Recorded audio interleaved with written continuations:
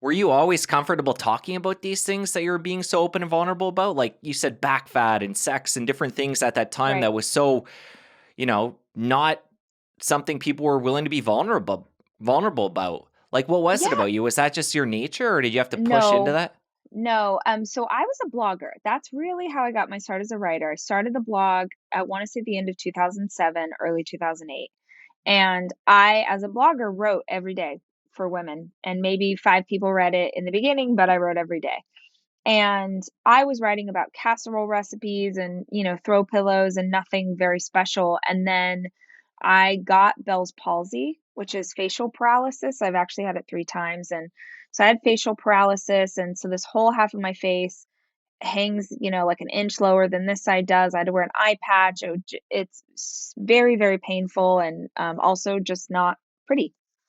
And when I got better, I thought, I'm going to write about this because I couldn't find a lot of information on the internet. And I decided I'm going to write about it. And I had pictures.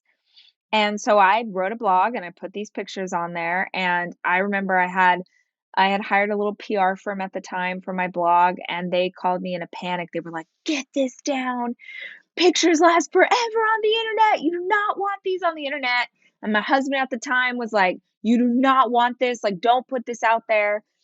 And honestly, if you Google it, I'm sure you can still find those pictures. But almost immediately, I started getting comments from women all over the world who were thanking me. Like, I have this too. I can't find information. Thank you for being honest. Here's my picture. Here's what I look like.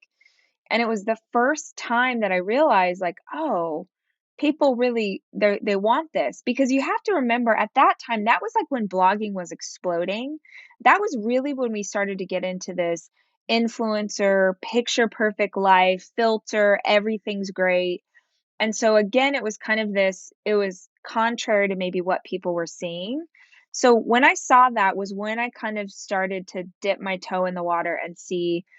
I heard Rob Bell once say, like, that stuff that you don't want to admit and that stuff that embarrasses you and the stuff that you're like, there is no way that I can put this out there. He's like, that is the exact thing that the world needs to hear.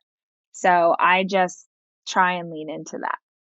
And when the world hears it, do you find it's as painful as you would assume going into it? Like once you release, certain pictures to the internet and stuff like that, do you realize soon after, like, that wasn't such a big deal? This is Oh, yeah. yeah. Yeah, I mean, I think it's like, I don't know, if I'm willing to put something out there, I sort of release it into the world. And the interesting thing about the state of social media today, and I would say over the last 2, 3 years, is I really don't know, at least for me, I'm sure everybody approaches this differently, but I don't think that I can create in the social media space if I consume any of the feedback to it, good or bad. So if you love it or if you hate it, I have no idea. And I think that that's the only healthy way for me to be able to create, because I think it's deeply unhealthy if I sit in the adulation of people saying how great I am. And I think it's deeply unhealthy if I allow the opinions of strangers to hurt my feelings. So it's like, honestly, once I put it out there, it's kind of, it's gone. It's not something that I'm thinking about or worrying over.